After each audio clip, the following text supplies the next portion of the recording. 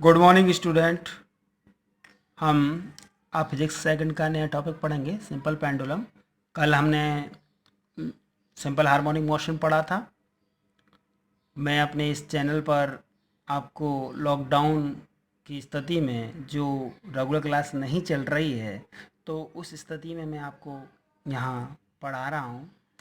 तो इसको मैं आपके हित की भावना को ध्यान में रखते हुए लेक्चर बनाने की कोशिश कर रहा हूँ। तो आप इस वीडियो को लाइक शेयर अवश्य करें। कुछ विद्यार्थी वीडियो नहीं देख रहे हैं और कमेंट भी लिख रहे हैं, तो वे मुझे धोखा नहीं दे रहे हैं, वो अपने आप को धोखा दे रहे हैं। तो इस तरह ना करें। ये वीडियो बड़ी मेहनत से और लगन से बनाई जाती है, तो कृपया इसका आप फ़ायदा लें, प्रॉफिट लें, लॉस में ना रहें। और इस लॉकडाउन की स्थिति में आपसे यही कहूँगा कि आप घर से बाहर ना निकलें, घर में ही रहें। आवश्यकता पड़ने पर बाहर जा रहे हैं तो जो सरकार द्वारा गाइडलाइन दी गई है उसके अनुसार ही बाहर जाएं। और मैं आपसे साथ में ये भी कहूँगा कि कॉलेज स्तर पर सभी विद्यार्थी जो रह गए हैं आरोग्य सेतु डाउनलोड करने से, तो वो आरोग्य सेतु अवश्य डाउनलोड करें और इस वीडियो को लाइक शेयर एंड सब्सक्राइब अवश्य करें। बेल की जो घंटी है इसको भी बजा दें। तो मैं आप नया टॉपिक आपको सिंपल पेंडुलम पढ़ाता हूँ। ये टॉपिक क्या है? वैसे हमने फिजिक्स में इसका प्रैक्टिकल हम पहले कर चुके हैं। तो ये सिंपल पेंडुलम की थ्योरी है, हिंदी में इसको सरल लोलक बोलते हैं। तो इसका जो स्ट्रक्चर होता है वो इस तरह होता है। तो स्टैंड पर एक पॉइंट के माध्यम से, एक धागे के माध्यम से एक बॉब को लटकाया जाता है। इस बॉब को हम पुश करने पर ये आवर्त गति करता है, त्वरण गति करता है, इधर से उधर, ये इस तरह कभी इधर कभी उधर गति करता है। जिस पॉइंट से ये गोलक, इसको हिंदी इंग्लिश बॉब बोलते हैं, उस पॉइंट पर लटकता है, उसको निलंबन बिंदु कहते हैं। ठीक है ना? इसको जो इसकी पॉइंट से निलंबन बिंदु से बॉब तक की जो दूरी होती है उसको इफेक्टिव लेंथ बोलते हैं। धागा से इसे डोरी से बंधा रहता है। तो मैं इसको अब थोड़ी आपको थ्योरी भी पढ़ा देता हूँ कि सिंपल लोलक की थ्योरी होती क्या है। तो किसी हैवी पॉइंट मास यदि किसी हैवी पॉइंट मास को एक मासलेस लंबाई में न बढ़ने वाली पूर्ण प्रत्यास्थ डोरी की हेल्प से एक विदाउट फ्रैक्शन धड़ आधार से लटका दें तो यह समायोजन सिंपल पेंडुलम कहलाता है।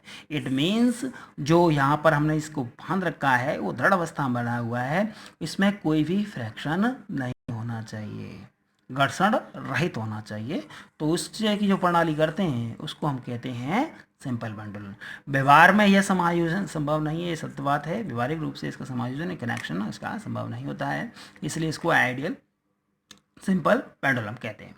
व्यवहारिक सरल लोलक बनाने के लिए धातु के किसी ठोस गोले को हल्के तथा पतले धागे में बांध कर किसी दृढ़ आधार से लटकाते हैं तो धातु के गोले को गोलक बॉब कहते हैं। तो मैंने यही बताया था, मैं इसको क्या बोलते हैं? बॉब बोलते हैं। जिस बिंदु से गोलक बॉब को लटकाते हैं उसे पॉइंट ऑफ सस्पेंशन निलंबन बिंदु कहते हैं। तो इस वाला पॉइंट को क्या कहते हैं अपन? निलंबन बिंदु कहते हैं। इसके बाद है पॉइंट ऑफ सस्पेंशन से बॉब के गुरुत्व केंद्र तक की डिस्टेंस को इफेक्टिव लेंथ, प्रभावी लंबाई कहते हैं। जो लंबाई है बॉब से यहाँ तक की ये लंबाई, इसको क्या कहते हैं? इफेक्टिव लेंथ कहते हैं, जिसे हम क्या करते हैं? दोलन गति के रूप में कभी इधर कभी उधर इसको पुश करते हैं। तो ये इसकी बनावट है, किस तरह दिखता है, क्या होता है। अब हम इसका पीरियड ऑफ टाइम निकालते हैं। तो प्रैक्टिकल में तो आपने देखा होगा कि बॉब को कभी इधर करते हैं, दौरान करते हैं, तो इसकी जो इफेक्टिव लेंथ है, ये जो इसकी लंबाई है, इसको बार बार हम कम करते जाते हैं। फिर डोरी को, धागे को, जो जो इसकी लेंथ है उसको कम करते करते आवर्तकाल का मान ज्ञात करते हैं, टाइम ऑफ पीरियड ज्ञात करते हैं। ठीक है ना? ये अपने प्रैक्टिकल कर चुके हैं इसके, है ना? Period of time of simple pendulum क्या होता है? इसका पीरियड टाइम कैसे निकालते हैं? तो माना हमने कि वही एल लंबाई की डोरी ले ली है, उसको दृढ़ अवस्था से इसी ठोस वस्तु से इसको बांध दिया है, जिसमें पॉइंट ऑफ बंधी है इसको हम पॉइंट ऑफ सस्पेंशन कहते हैं। और इस जो यहाँ पर जो बॉब थी उसको हमने क्या किया है, पुश किया है इधर से उसको दोलन करने के लिए। तो जो यहाँ से लेकर के ए पॉइंट से लेकर बी पॉइंट पर आ गई है, यानी एक्स मीटर से इसका विस्थापन हो गया है और थीटा कोण से इसका विस्थापन हो गया है। ठीक है, ये इफेक्टिव लेंथ है इसकी। ठीक है ना, जब बॉब यहाँ से यहाँ तक बी पॉइंट तक आई है तो इस बी पॉइंट पर दो घटक वर्क करते हैं, एक एम जी कॉस थीटा, एक एम जी साइन थीटा, और जो लोड होगा वो नीचे होगा और टेंशन टी ऊपर। ठीक है ना, जो तनाव होता है, तनाव का जो तनाव कहाँ होता है, मेन पॉइंट पर, तो मेन पॉइंट पर इसका तनाव लगेगा और बल होगा वो नीचे लगेगा। ठीक है, यानी लगने वाला इसको रीस्टोरिंग जो फोर्स होगा ना T M G sine T, यानी जो फोर्स है वो इसकी विपरीत दिशा में लग रहा है। तो हम थोड़ा आगे बढ़ते हैं, या आपको डायग्राम समझ में आया होगा, अभी और इसके डायग्राम में और अच्छे समझा दूंगा। ठीक है ना, तो देखते हैं, माना दोलन करते समय गोलक की किसी क्षण स्थिति बी पर है, वहाँ उसका विस्थापन एक्स हो रहा है। मैंने बताया था उस डायग्राम में कि इसका विस्थापन हो रहा है वो किससे हो रहा है, एक्स मीटर से इसका विस्थापन हो रहा है। तो इसका विस्थापन एक है, अर्थात ए बी बराबर एक्स है, यानी इस पॉइंट पर इस ए बी का यहाँ से जो विस्थापन हो रहा है वो क्या है, एक्स है। तो ए बी बराबर क्या हो गया आपका, एक्स हो जाएगा। दिस टाइम बॉब पर टू फोर्स वर्क करते हैं, कौन सा, एक तो करता है गुरुत्व बल और दूसरा करता है टेंशन। मैंने अभी आपको टेंशन बताया था, दूसरा बताया था गुरुत्व बल, जो एम जी नीचे लगा हुआ है, एक टेंशन टी, दो वर्क कर रहे हैं दो घटक वर्क कर रहे हैं, एम जी कॉस थीटा और एम जी साइन थीटा। बोला इसने कि एम जी के टू घटक होते हैं, एम जी कॉस थीटा और एम जी साइन थीटा। ठीक है, टेंशन और एम जी कॉस थीटा का परिणामी गोलक बॉब को अभिकेंद्र बल, सेंट्रीपिटल फोर्स जो यूज करते हैं, अभिकेंद्रीय बल यूज, यानी जो केंद्र की ओर होता है बल। तो यहाँ पर जो टी है और एम जी कॉस थीटा है, ये जो है वो क्या कर रहा है, केंद्र की है, यानी अभिकेंद्रीय बल की ओर कार्य कर रहा है। ठीक है, और दूसरा जो घटक है एम जी साइन थीटा, वो क्या कर रहा है, बॉब को यानी जो गोलक को उसको संतुलन की स्थिति में लाना है या साम स्थिति में ला रहा है। यानी ये जो एम सेंटर है इसको क्या कर रहा है, इसको इस स्थिति में लाने, यानी ए स्थिति में लाने पर, यानी जिससे ये क्या हो जाएगा कि साम स्थिति में, ये जो ए पॉइंट है वो क्या है, एक साम स्थिति है। ठीक है, यहाँ पर लाने की कोशिश कर रहा है को एम सी साइन थीटा।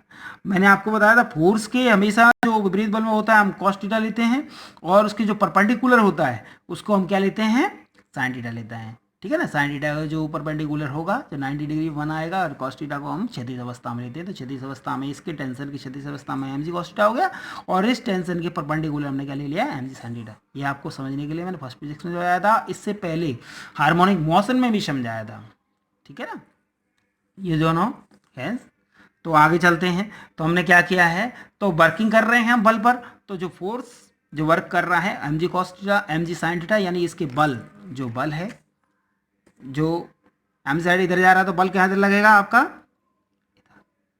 विपरीत दिशा में है, क्रॉसिंग, तो बल इधर जा रहा है, तो प्रोसेसिंग दोनों की विपरीत है, विपरीत हो गई तो एफ बराबर क्या होगा, माइनस के एम जी साइन थीटा होगा। या दूसरा भी हम कह सकते हैं कि इस पे जो वर्क है वो है, जो रिस्टोरिंग फोर्स है वो F plus M G cos theta होगी, दोनों वर्क कर रहे हैं। ठीक है, M G sine theta, sorry M G sine theta, ठीक है ना, बराबर 0। या फिर कह सकते हैं दोनों की विपरीत दिशा है, तो एफ बराबर minus M G sine theta. Negative sign क्या डिनोट करता है कि जो रिस्टोरिंग फोर्स है वो डिस्प्लेसमेंट की अपोजिट साइड में वर्क कर रहा है, यानी जो डिस्प्लेसमेंट है ना, तो इसके बिल्कुल विपरीत दिशा में बल कार्य कर रहा है। एफ है जो बिल्कुल इधर जा रहा है, ना कि इधर आ रहा है, तो जो फर्श बोल लग रहा है वो इधर लग रहा है, और इसका जो घटक है वो एम जी साइन थीटा इधर, इसलिए हम कह सकते हैं कि जो विपरीत दिशा में। ठीक है ना, इसलिए माइनस चल लिया है। जो थीटा कोण होता है वो क्या होता है, बहुत ही स्मॉल होता है, यानी theta is small then sine theta is लगभग थीटा, यानी साइन थीटा का मान लगभग थीटा के बराबर होता है। तो हम क्या करते हैं, डायग्राम के अनुसार यूज करते हैं, तो साइन थीटा यूज कर रहे हैं, तो साइन थीटा बराबर क्या होता है, लाल बटे कक्का। हम क्या यूज करते हैं, हमने इससे पहले क्या था, लाल बटे कक्का यूज करते हैं जो इस फॉर्मूला निकालने के लिए। तो साइन निकालेंगे तो लंब बटे कर्ण, क्या होगा, लंब बटे कर्ण। तो ये जो आप कोण देखोगे तो कोण के जो नीचे वाला कोण होता है वो होता है आधार, इसकी जो बगल में होता है ये होता है कर्ण, ये लंब, और ये हो गया आपका कर्ण। इस तरह देखिए, इस तरह। तो जो कोण होता है, एंगल होता है, इसके जस्ट सामने क्या कहलाता है, लंब कहलाता है। तो एक्स लंब हो गया और कर्ण क्या हो गया आपका, ये टेंशन, जिसकी इफेक्टिव लेंथ क्या है, एल है। तो क्या हो जाएगा आपका फॉर्मूला एल अपॉन के, यानी एक्स अपॉन एल। जो लंब है वो एक्स है और कर्ण है वो एल है, इफेक्टिव लेंथ है। ठीक है, तो साइन थीटा बराबर क्या हो गया, एक्स अपॉन एल। वो हम समीकरण नंबर 1 में पुट कर देंगे। तो समीकरण 1 क्या है, ए बराबर minus M G sine theta. तो यहाँ पर हम पुट कर देंगे। तो हमने यहाँ पर पुट किया तो क्या, तो एफ बराबर क्या हो गया, minus M G X upon L आ गया। ठीक है ना, तो minus M G upon L into X. ठीक है, इसके बाद हम आते हैं,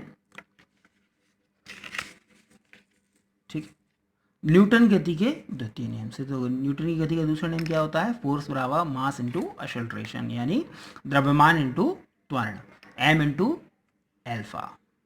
ठीक है, एफ बराबर हम बोलते थे एम ए, न्यूटन की गति एफ बराबर एम ए। पर जब हम जो एक्सेलरेशन ले रहे हैं, हमने सिंपल हार्मोनिक मोशन में क्या लिया था, एल्फा। तो यहाँ पर भी हमने एक्सेलरेशन के रूप में क्या लिया है, एल्फा। क्योंकि क्यों लेते हैं एल्फा, क्योंकि जो यहाँ पर ए होता है ना, उसको हम मानते हैं एम्पलीट्यूड। क्या मानते हैं, एम्पलीट्यूड। ठीक है, एम्पलीट्यूड मारते हैं इसको। तो यहाँ पर हमने त्वरण के रूप में क्या लिया है, एल्फा लिया, जिससे दोनों मैच ना करें। ठीक है ना, तो एफ बराबर M L, F M alpha. तो इसको हम मान को क्या करते हैं, इक्वेशन नंबर 3 में पुट करते हैं। तो इक्वेशन 3 क्या थी, एफ बराबर minus M G upon L into X था। तो एफ की जगह हम क्या रख देंगे, एम एल्फा रख देंगे। तो एम एल्फा, एम से एम कट जाएगा, बचेगा एल्फा बराबर minus G upon L into x. समीकरण नंबर 5 बन जाएगा। ठीक है, हमने सिंपल हार्मोनिक मोशन में एक इक्वेशन पढ़ी थी कि एल्फा बराबर माइनस ओमेगा स्क्वायर वाई होता है, ये होता है।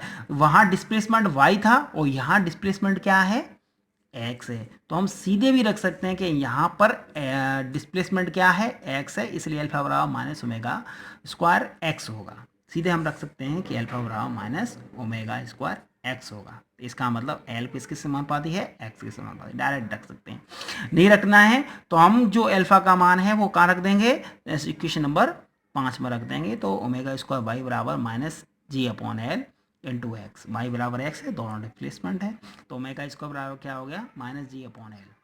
ठीक है, माइनस से माइनस कटा, ओमेगा स्क्वायर जी अपॉन एल, ओमेगा बराबर अंडर रूट जी अपॉन एल। तो एक मान हो गया जो आगे काम आएगा आपके। ठीक है ना, तो इससे समानुपाती चिन्ह अल्फा बराबर क्या था, minus omega square x, alpha समानुपाती एक्स। यानी सिंपल हार्मोनिक से किसी भी बॉब का एक्सेलरेशन डिस्प्लेसमेंट के समानुपाती होता है। ठीक है, अब हम इस गोलक का यानी बॉब का क्या करें, वो देखें, आवर्तकाल देखें, टाइम ऑफ पीरियड देखें। तो टाइम ऑफ पीरियड क्या होगा, टी बराबर 2 पाई अपॉन ओमेगा, जो कि हमने सिंपल हार्मोनिक मोशन में भी पढ़ा था। ठीक है, अगर यहाँ से हम टी 2 पाई ओमेगा का मान हम क्या रख दें, ऊपर से क्वेश्चन 6 से, तो ओमेगा बराबर क्या आता है, अंडर रूट जी अपॉन एल, वो ये मान हम यहाँ रख देंगे। तो अब टी बराबर 2 पाई और ये नीचे है तो नीचे ऊपर ले जाएंगे, तो ये जो भाग है वो उल्टा हो जाएगा, एल अपॉन जी हो जाएगा, अंडर रूट एल अपॉन जी आ जाएगा आवर्तकाल का मान। ठीक है ना, आगे चलते हैं। अब आता है आपका सेकंड पेंडुलम। अब सेकंड का मतलब क्या हो गया, 2। सेकंड का मतलब क्या होगा, 2, यानी किसी का टाइम पीरियड कितना हो, 2 सेकंड हो, उसको कहते हैं सेकंड पेंडुलम। तो इंग्लिश में बोल क्या बोल देंगे इसको, परिभाषा कहोगी, एक simple pendulum whose time period is 2 second is called a second pendulum. यानी कि इसका समय क्या हो, आवर्तकाल का जो समय है उसका वो कम से कम 2 सेकंड हो, उसी को हम सेकंड पेंडुलम कहते हैं। इससे पहले हमने जस्ट फॉर्मूला निकाला था, टी बराबर 2 पाई एल अपॉन जी। और जी का मान आपको पता ही है कितना होता है, जी बराबर होता है 9.8 मीटर पर सेकंड स्क्वायर। और टी का मान इसने क्या दे रखा है, परिभाषा के अनुसार सेकंड पेंडुलम में, तो टी बराबर 2 सेकंड है, वो हमें पुट करना है। पुट करने से पहले यहाँ पर हम क्या निकालें, एल निकालें। तो एल निकालेंगे तो क्या होगा, under root L G upon T upon 2 pi, 2 pi उधर ले जाएंगे, 2 पाई हो गया। तो हम दोनों तरफ ने इसका स्क्वायर कर दिया, तो ये स्क्वायर करने से अंडर रूट हट जाएगा, एल अपॉन जी आया, और ये टी अपॉन 2 पाई है, तो ये T square upon 2 pi square हो जाएगा। तो एल अपॉन जी बराबर T square 4 pi square. L बराबर आ गया आपका, यहाँ से जी का गुणा हो जाएगा, G T square upon 4 pi square. Put all the value, सभी वैल्यू को हम यहाँ पर रख देंगे, जी का मान रख देंगे, टी का मान रख देंगे और पाई का मान रख देंगे 3.14। तो एल बराबर आ जाएगा 0.912 मीटर। यानी सेंटीमीटर में करेंगे तो इसको करते कितना कर देंगे, इसमें से 100 का मल्टीप्लाई इसमें कर देंगे। इसमें 100 का मल्टीप्लाई करेंगे तो कितना आ जाएगा, एल बराबर लगभग 9.2 सेंटीमीटर यानी लगभग 1 मीटर के बराबर हो जाएगा। जिससे हम कह सकते हैं यदि इफेक्टिव लेंथ 9.2 है तो उसका आवर्तकाल 2 सेकंड होगा। ठीक है ना, यह होता है आपका सिंपल पेंडुलम की थ्योरी। इसके बाद आती है आपकी नेक्स्ट टॉपिक के रूप में आता है आपका स्प्रिंग मास सिस्टम। स्प्रिंग को हम दो तरह से कनेक्शन करते हैं, एक तो हॉरिजेंटल में भी करते हैं और एक वर्टिकल में करते हैं। तो इसको मैं नेक्स्ट टॉपिक में आपको पढ़ाऊंगा।